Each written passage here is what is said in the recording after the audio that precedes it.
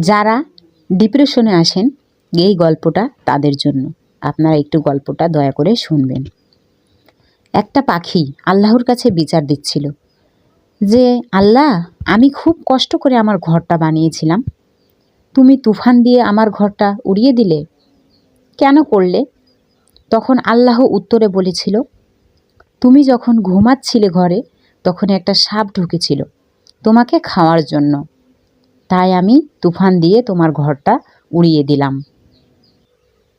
সবশেষ একটা কথা, এইরকম আল্লাহ আমাদের জীবন থেকে কিছু মানুষ কেড়ে নেয়, কারণ যেন তারা আমাদের ক্ষতি না করে আর ক্ষতির কারণ হয়ে না দাঁড়ায়।